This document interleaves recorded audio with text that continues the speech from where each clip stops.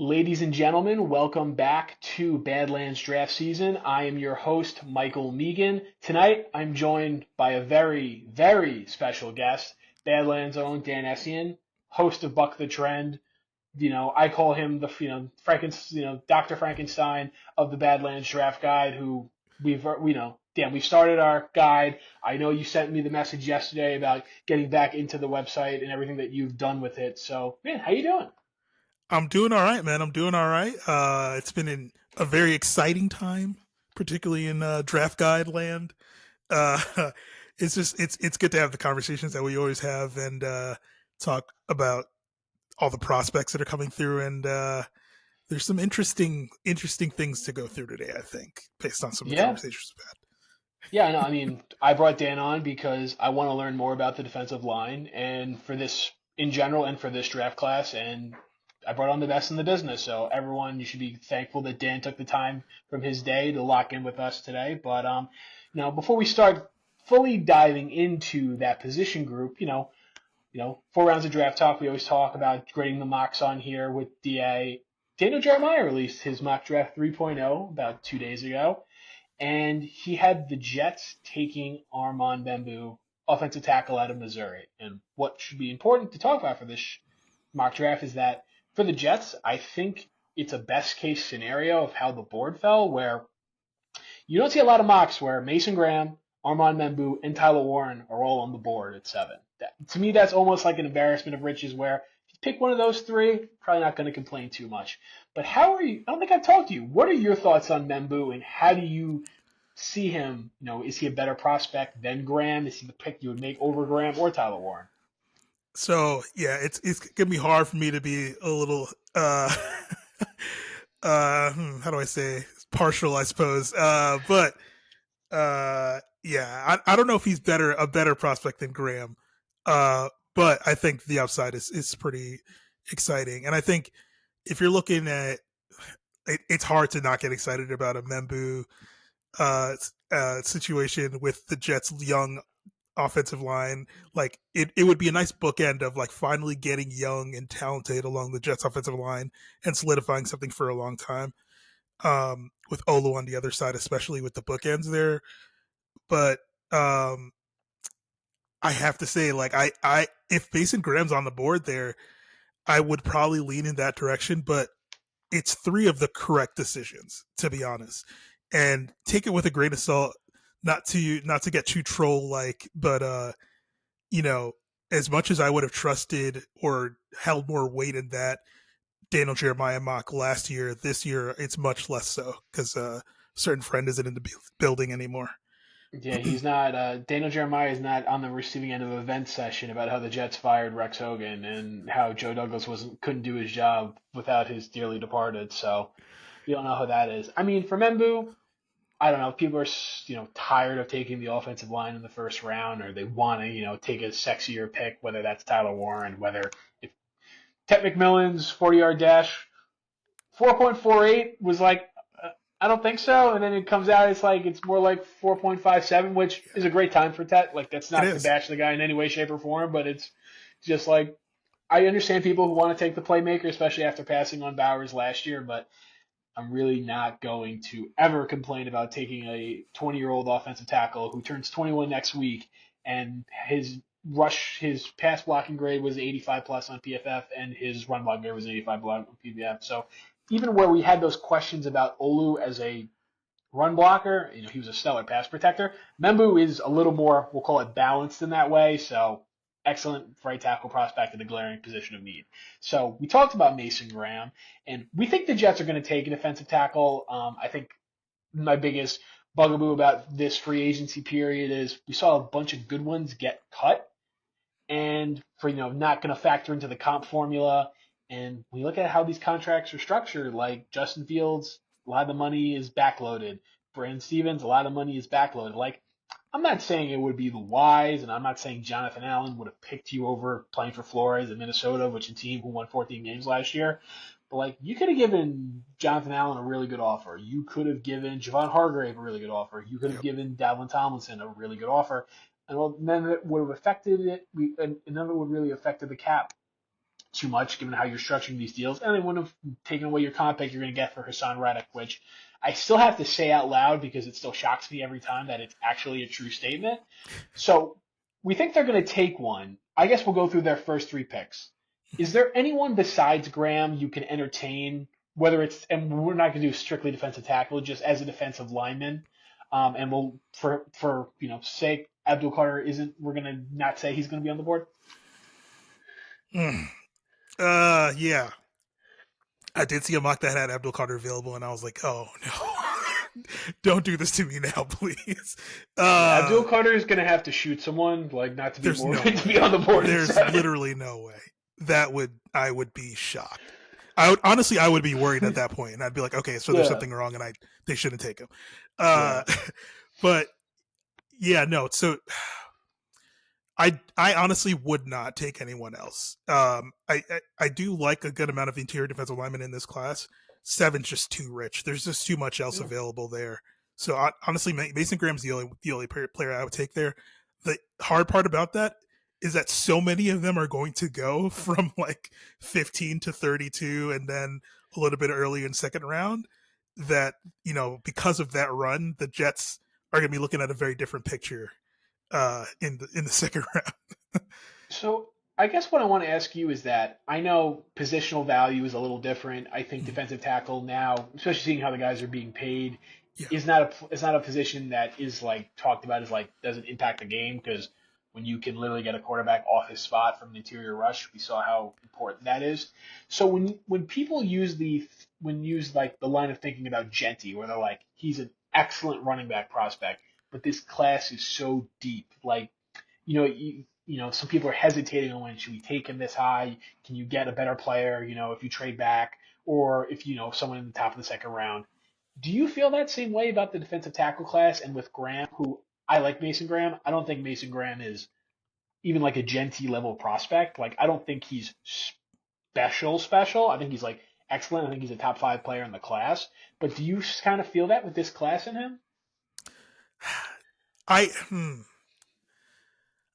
do kind of feel that. It is definitely one of those things where there's so much of a separation that a lot of times you're just like, okay, yeah, this is, I have to take him now. Sorry, like this is just what you have to do. There is a little bit of that. Like if I compare it to, the thing is that there haven't been that many very good interior defensive line classes of late. I remember it seems like this is like a special one. Like, right, and yet the top is still not like you're like, okay.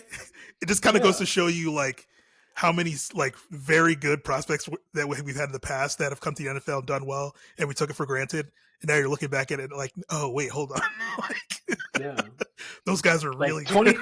Like 2019, you're never getting Quinnen, Oliver, Dexter, Jeffrey again. Like, I just don't think it's ever happening. Like, I'll hand up. Like, I personally took that class for granted. Absolutely. Yeah. Like I watched Quinnen Williams and I was like, that guy's pretty good. Yeah. Whereas now I watch 1 year production, like, I don't know, I kind of want to see it again.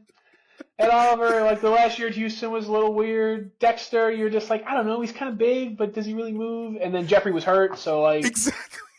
And you're just like, oh no, they're all 4 of them are freaks who get record-setting contracts, and you completely understand why. It makes absolutely no sense. It makes no sense. So yeah, I mean, that stuff really helps you paint the picture of what these prospects really are like, and that's why it's always good to take the full context of things into picture when you're evaluating a class. But yeah, honestly, I do think there's a little bit of that with Mason Graham, and I think it's not to his fault. He's doing everything that he should do. He's a good prospect. But yeah, if you put him in a class like that, obviously he's probably going to get drafted at a very different slot. But in the way that the NFL is going, this position is going to get valued a little bit more as years goes along. But it is an interesting conversation, particularly even with the Jets, of like, hey, somebody like Mason Graham, it might not even be the perfect fit for somebody like Quinnen Williams, who really wants to take on less blocks every down. They are the same. Not that they're the same player, but if you're looking at the archetype that Graham is used to playing with, like Kenneth Grant is nothing like Quinnen Williams. Exactly. like in Michigan's defensive line rotation, Mason Graham was the Quinnen Williams. Right. Like, Right. I'm not saying those two can't coexist, or Mason Graham Right. isn't They an can. excellent run defender, like in his own right. But if you're looking for like a style, like a complementing styles, it's not a seamless fit. Exactly. Right. So yeah, even there, you're kind of like, when you think about that, a lot of people would just be like, yeah, so just take Membu, and yeah, you're right, like that, Yeah. that would be totally Mhm. fine. Like I But said, yeah, give me those exactly. offensive tackles, man. Look, I wouldn't blame them. It'd be a very smart decision. All right. Like I said, he's really the only guy I think we both see at 7. And then 42 Yeah, is, I think it's more of a question of who gets the 42 more than who we like correct. there. But Yes. I've been on the soapbox for this guy. I've told DA about it. I just, I don't understand how this guy isn't a lock to go in the first round. Can you talk me out of like why Tyleek isn't DT2? Okay. Okay. Like, So like he picked the wrong year.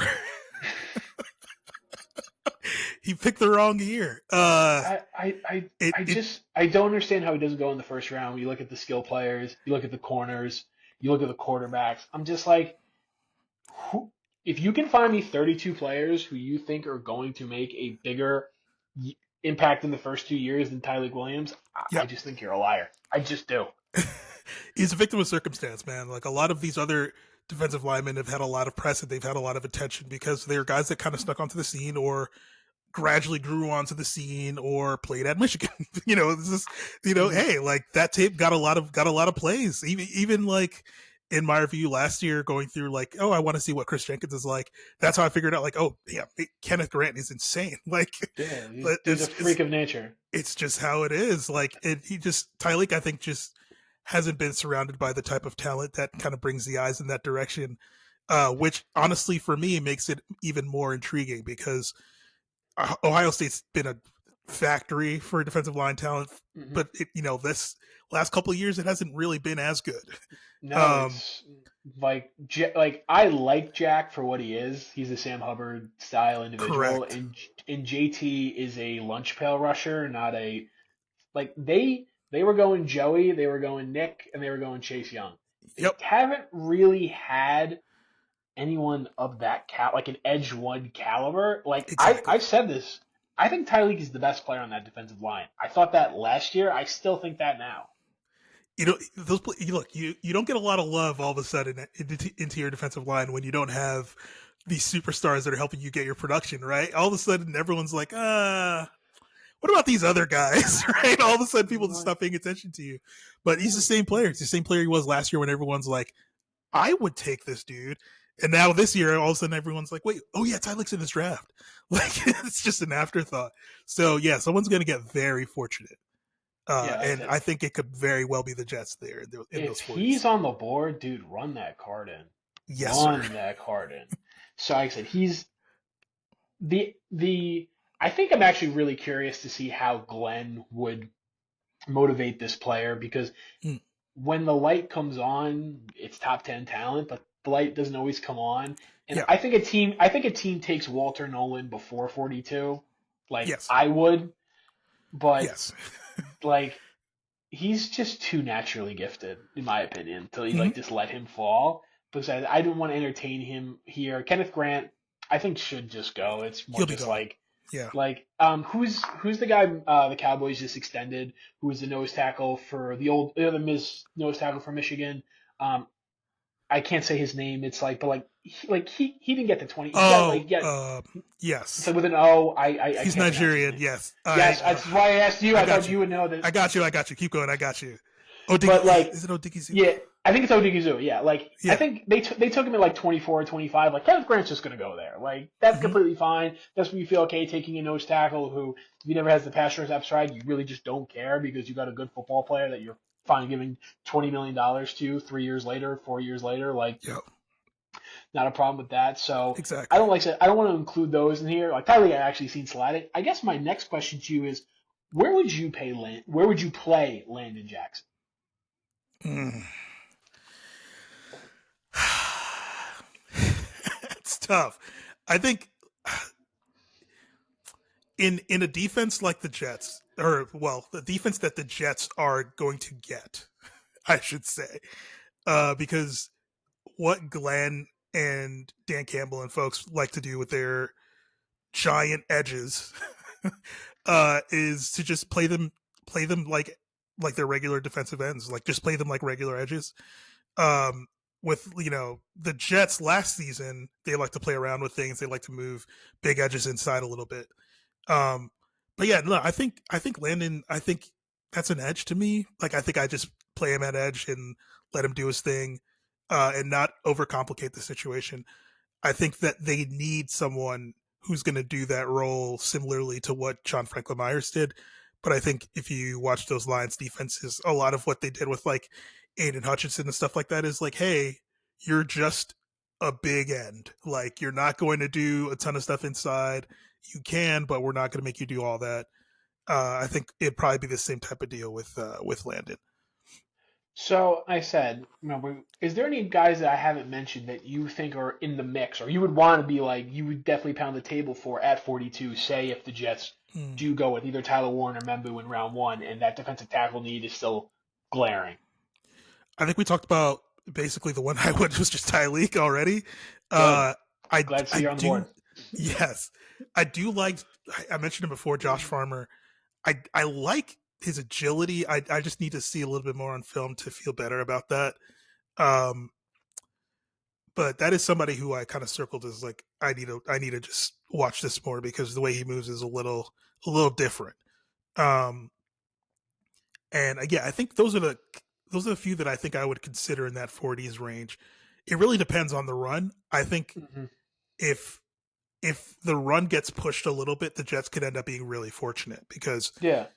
it's almost like the Kenneth Grant factor. Look, wherever Hmm. Kenneth Grant gets taken will determine a Yeah. lot. Yeah. Like if Kenneth Grant is still on the board at like 28 and someone still hasn't bit on Walter Nolan, and you're like, Mason went, and who's the Toledo guy? I think, or one of him, or was it Alexander? Yeah, Darius Alexander. And Yes, like if him or Derek Harmon, only one of them have yes, gone, I think the Jets are sitting pretty.